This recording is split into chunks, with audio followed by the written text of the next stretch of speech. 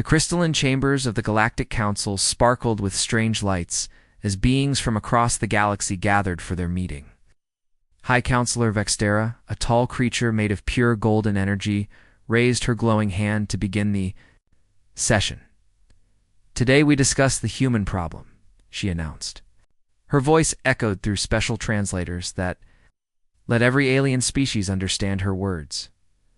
In the center of the great chamber stood 3 humans.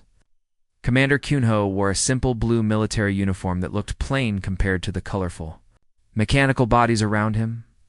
Next to him, Ambassador Mijin tried not to show her nervousness as thousands of strange eyes stared at them. Admiral J1, an older man with gray hair and tired eyes, stood silent and alert. General Zixstar, a creature with 3 snake-like heads, hissed with disgust.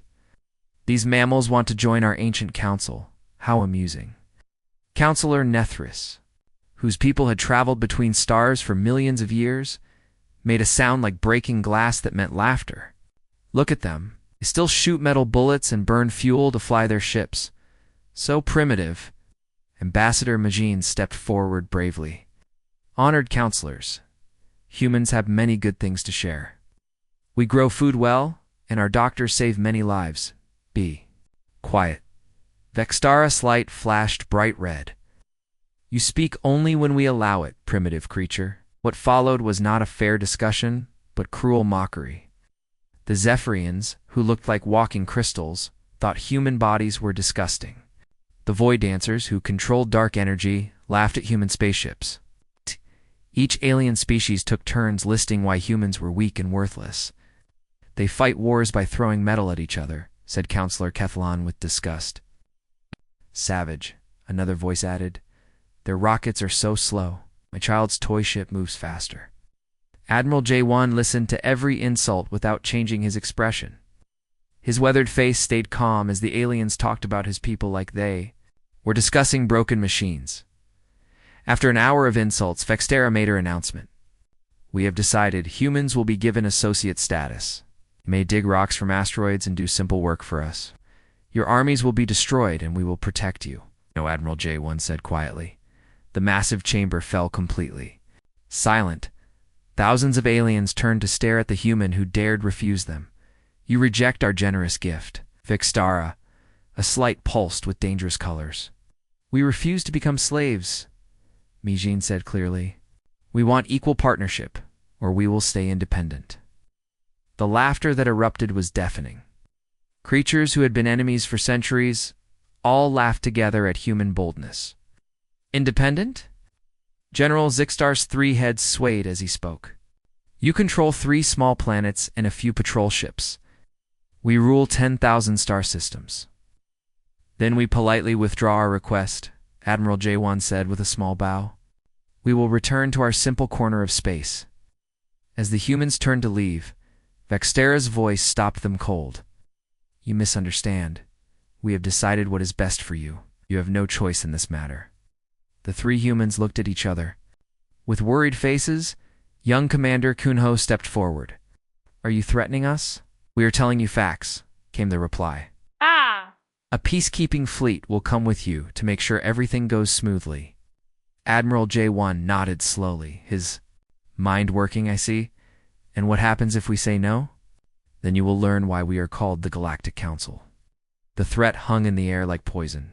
Round the chamber, alien faces showed satisfaction and cruel amusement.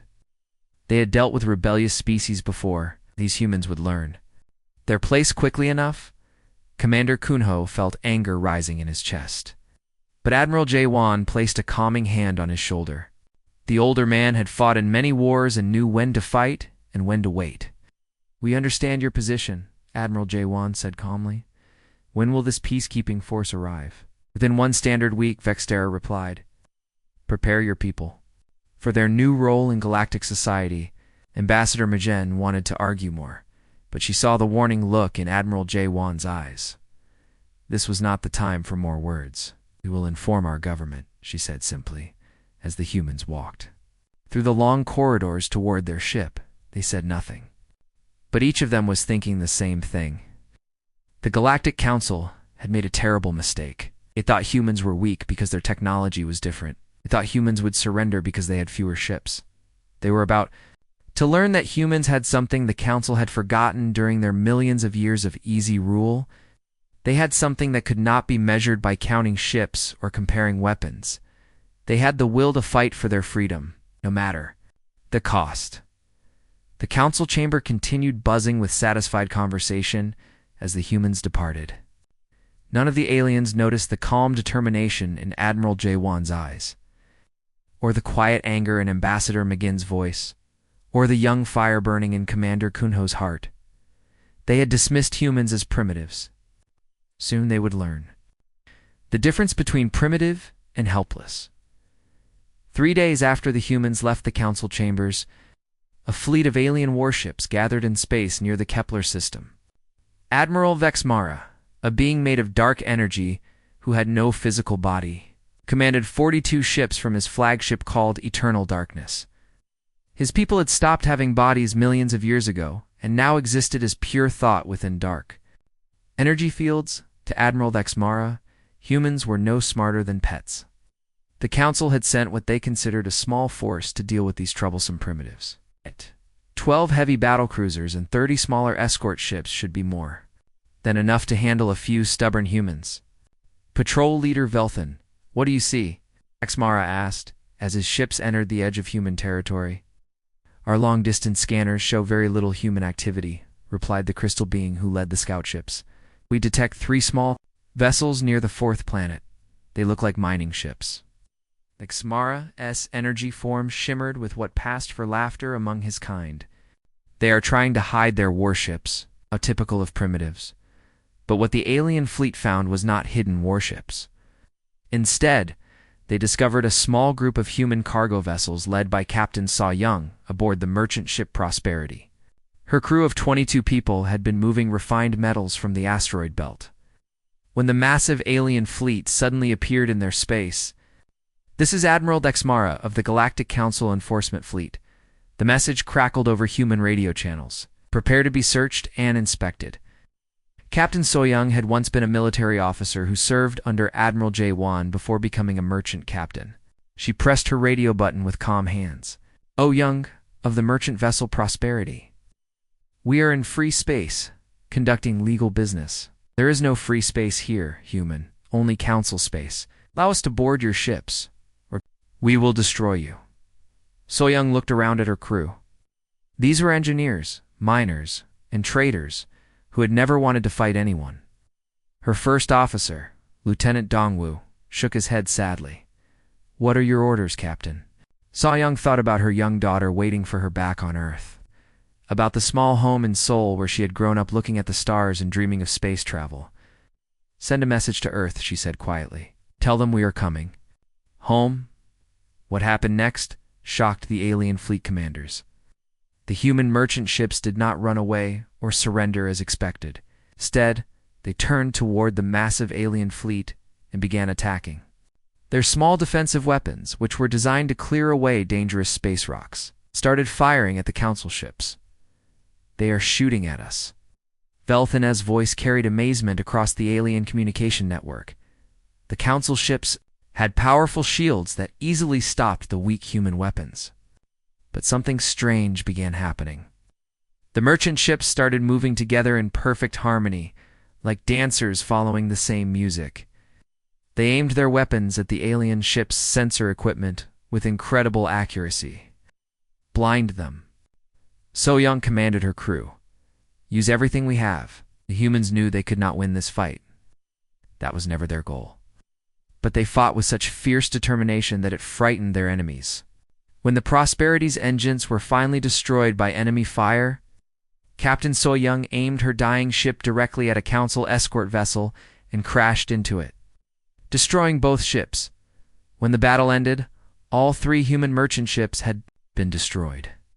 But they had damaged 6 council warships and completely ruined the alien fleet's ability to see clearly through space. The price was terrible. 67 humans died in the fight. "Give me a report," Admiral Vexmara demanded as his damaged fleet tried to reorganize. "We took only minor damage," came the response. "But sir, they fought in a way that was In what way? Like they were not afraid of death. The message that Captain So Young broadcast just before her ship was destroyed reached Earth within hours. Her final words were heard on every radio frequency. Tell them we stood our ground. Tell them we did not bow down.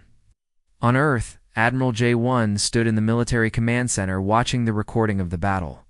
His staff officers stood around him in complete silence. When the recording finished, he turned to face his people. "Send the signal to all our ships," he said in a quiet but firm voice. "Full military preparation. Cancel all leave time." General Eugene, his second-in-command, stepped closer. "Sir, the Council will see this as us declaring war on them." Admiral J1's old, weathered face became hard as stone. "General, they just killed 67 civilians who were only defending their right to live freely. As far as I am concerned, they have already declared war on us." The news of the battle spread quickly through human space. Captain Soyoung and her crew had shown something important. They proved that humans would not simply surrender when threatened. They would fight even when they could not win. The Alien Council had expected fear and submission. Instead, they had awakened something dangerous. They had shown humans that the Council was willing to murder innocent people to get what they wanted. Now every human in the galaxy knew what they were truly fighting against. The war had begun, and it would not end until one side or the other was completely defeated. The Galactic Council acted quickly after losing ships to human merchants. Within 1 week, they gathered 200 powerful warships at the edge of human territory. War Marshal Kethfer commanded this massive fleet. His people had conquered 17 different star systems before joining the Council, making him an expert at crushing rebellions. "This fight will end quickly," he told his ship captains over the communication system. "We will show them our superior weapons. They will surrender, and we will bring order to their chaos." The human defense looked pitiful compared to the alien armada. Only 37 ships of different sizes had formed a battle line near Jupiter's moons. Admiral J1 commanded the human fleet from his flagship, the UEC's Indomitable. His ship looked rough and simple next to the sleek, beautiful Council vessels. "Unknown ships," Admiral J1's voice came across space radio. "This is Admiral J1 of the United Earth Coalition. You are invading our territory. Leave immediately." War Marshal Kethfer made a sound like grinding rocks that served as laughter for his species. "I am War Marshal Kethfer. Your territory now belongs to the Council. Give up your ships and prepare to be processed." "No," came the short reply. "This is your final warning." Kethfer ordered his fleet to attack. What happened next completely changed everything the Council believed about war. The human ships fought unlike any civilized species the aliens had ever encountered. They moved together with perfect timing, as if one giant brain controlled all. 37 vessels. Their battle formations shifted and changed like flowing water, moving faster than Council computers could follow or predict. "They are jamming our command signals," his communications officer reported as human rockets began hitting Council ships. "How did they break through our secret codes?" The answer lay with Captain Min Jun, who commanded the human destroyer Relentless. His crew had been secretly listening to Council radio messages for weeks, studying alien communication patterns and finding weak spots. When the battle started, they knew exactly how to disrupt enemy coordination. "All ships begin Phoenix Protocol," Admiral J1 commanded. The human fleet suddenly scattered in all directions, and quickly reformed into a new pattern that trapped many Council ships in crossfire from multiple angles. The humans' simple kinetic weapons, which fired solid metal projectiles, proved surprisingly deadly against alien shields designed to stop energy beams. "Sir, we are losing many ships," Kethfer's tactical officer reported with panic in his voice. "They are using some kind of advanced targeting computer system." "That cannot be possible," the War Marshal snarled. "They do not possess such technology." Lieutenant Somin, the young weapons officer on the Indomitable, smiled coldly as she aimed at another Council ship. "Target their power core," she whispered to her crew. Right there, the alien vessel exploded in a brilliant flash of exotic energy, destroying 2 escort ships. that were flying too close, but the humans paid a heavy price for their victories. The destroyer Courage, commanded by Captain Sung-ho, took a devastating hit from a massive council battleship. As his ship fell apart around him, he pointed it directly at the enemy flagship. "Captain, our engines are dying," his first officer called out. "Then we finish this fight the ancient way," Sunjo replied, keeping his hands steady on the ship controls. "For Captain Saw Young, for all our fallen friends." The Courage's suicide attack destroyed the Council flagship, but the human fleet was slowly being overwhelmed. They had eliminated 60 alien ships, but only 12 human vessels remained operational. Admiral General Yujin reported from her command post on Mars. "Our long-range sensors detect another Council fleet approaching our position. 500 ships strong." Admiral Jae-won's face showed no emotion or fear. "Send a message to Earth." "Command, tell them Phase 1 has been completed successfully." "Sir, what do you mean?" "We've demonstrated what 37 ships can accomplish against superior numbers. Now we will show them what happens when they threaten humanity's homeworld." The message that Admiral Jae-won broadcast next went out on every radio frequency, reaching both human and alien receivers throughout the solar system. "This is Admiral Jae-won of the United Earth Coalition, speaking to the Galactic Council. You came to our space without invitation. You murdered our peaceful civilians. You demanded our complete surrender. You have now learned the cost of underestimating human determination and fighting spirit. The next lesson we teach you will be far more expensive than this one." The surviving Council ships retreated to a safe distance, their commanders trying to understand what had just happened. They had brought overwhelming force against a handful of primitive ships, yet suffered catastrophic losses. These humans fought with a coordination and ferocity that defied all military logic. War Marshal Kethver stared at the wreckage of his once mighty fleet floating in space around Jupiter. 60 of his finest warships had been destroyed by creatures he had dismissed as barely intelligent animals. The approaching reinforcement fleet would face humans who had just proven they would rather die fighting than live as slaves. For the first time in his long military career, Kethver felt something he had never experienced before when facing primitives. He felt genuine fear about what these stubborn humans might do next. The Galactic Council had never faced such terrible losses before. Emergency meetings were called across the galaxy. Ancient partnerships between alien species were renewed.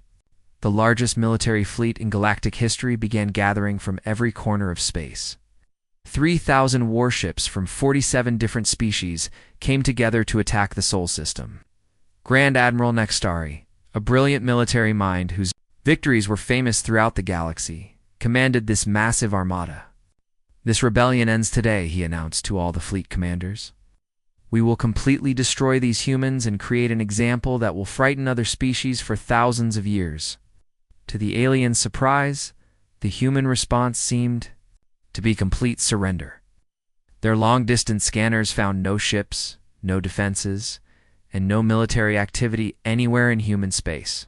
Earth's government sent radio messages begging for mercy and promising to obey Council orders. "They have finally learned their place," said General Zixstar, his 3 heads bobbing with satisfaction. "The lesson we taught them worked." But Admiral Jae-won was not on Earth sending surrender messages. He floated in space aboard the UEC's Retribution, hidden in the cold darkness beyond Pluto. Watching the huge Council fleet advance toward Earth, around him in the shadows of the outer solar system, "The real strength of humanity waited patiently, sir," reported Captain Hajin, his tactical officer. "Long-range sensors show the Council fleet is keeping tight formation. They do not suspect anything." "Excellent," Jae-won replied calmly. "Send the signal to all our ships. Begin Operation Reckoning." What appeared from the darkness was not just a fleet. It was an armada that dwarfed even the Council's massive force. 2,000 human ships of every size and type emerged from hiding places behind asteroids, moons, and planets. Massive Rednaughts, Swift destroyers, and clouds of fighter craft materialized as if from nowhere. They had been waiting and watching and preparing for this moment. "This is Admiral Jae-won of the United Earth Coalition." His voice echoed across all radio frequencies. You wanted to see what humans can do? Here we are. The Council fleet suddenly found itself completely surrounded. The humans had used the aliens' own pride against them, allowing them to fly deep into the solar system before revealing humanity's true military power. This cannot be possible, Grand Admiral Nextari whispered in shock. Where did they obtain so many warships? The answer lay in humanity's greatest ability to survive and adapt. Every shipbuilding facility, every factory, every resource on Earth, and its colonies had been converted to military production. Civilian cargo ships had been fitted with armor and weapons. Mining vessels had become destroyers. Passenger transports had become aircraft carriers. All ships attack. Admiral J1. Commanded, for Earth, for humanity, for our children's future. The battle that followed was unlike anything the galaxy had ever witnessed. The humans fought with perfect coordination that went beyond individual ships and crews. They moved as one giant organism, each vessel acting like a single cell in an enormous military brain. Captain Hyanwu of the battleship Defiant watched his ship's missiles tear apart a Council cruiser. Target their command centers, he ordered his crew. Cut off their ability to think. The human battle strategy was simple, but deadly effective. Find the enemy's command and control systems, then destroy them one by one. Without central coordination, the Council fleet began falling apart. They're blocking all our communications. The Council's senior tactical officer reported with panic. We cannot coordinate our ship formations. Then we will fight as individual vessels, Nextari ordered. But he was learning what every human commander already knew. Space battles were not won by individual heroics, but by teamwork. The battle turned completely when Commander Miho of the human carrier Vengeance released her full fighter squadron. 300 small attack craft swarmed through the Council. Fleet like angry bees, their pilots showing fearless courage that amazed their enemies. They are crashing their ships into ours, one Council captain reported in complete disbelief. They are actually ramming us on purpose. For every human who dies today, one fighter pilot transmitted as he flew his burning craft directly into a Council dreadnought, 10 aliens will follow us into death. The battle continued for many hours, but the final result was never in question.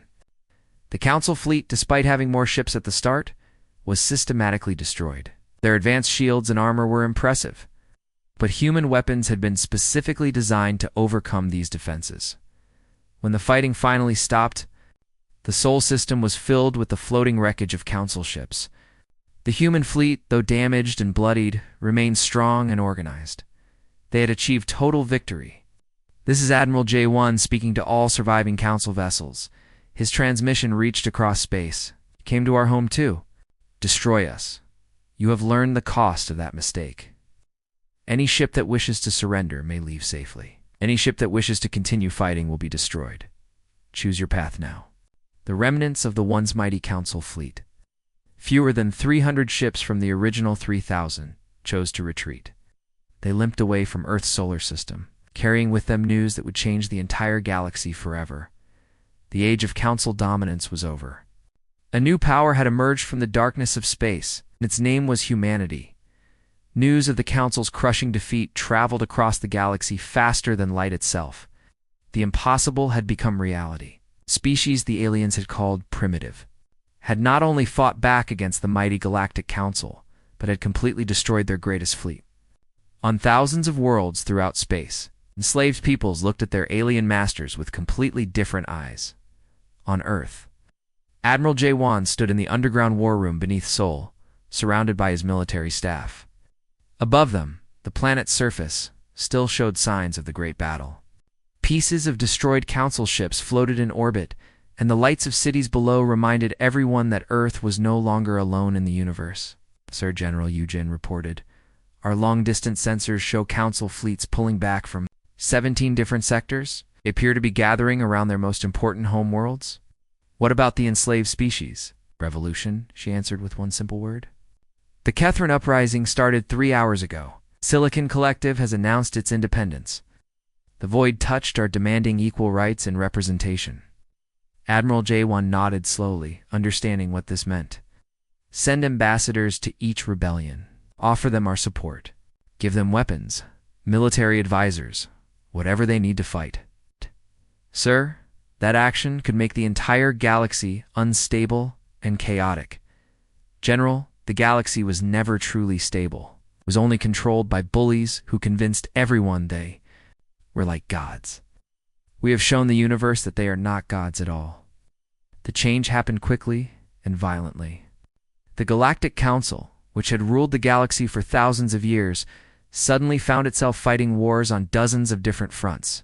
Species that had been slaves for centuries suddenly remembered how to fight back. The galaxy burned with the fire of revolution and freedom. At the center of all this chaos, Earth became something that had never existed before. It became a beacon of hope for all oppressed peoples throughout the galaxy. Human ships began appearing in star systems, where council forces were fighting against rebel armies, carrying weapons and supplies to anyone willing to fight for their freedom. Captain Stojan of the human destroyer Liberation stood on her ship's bridge, watching as her missiles destroyed a council prison complex on the world called Kethron Prime. Far below on the planet's surface, thousands of political prisoners were being set free by rebel forces. This is why we fought, she told her crew, as they watched the liberation taking place. Not just for our own freedom, but for everyone's freedom throughout the galaxy. The Council's response was exactly what everyone expected. They declared humanity to be a disease that must be completely eliminated from the galaxy. But their threats meant nothing now. The galaxy had witnessed what 37 human ships could accomplish. They had seen what 2,000 human vessels could achieve.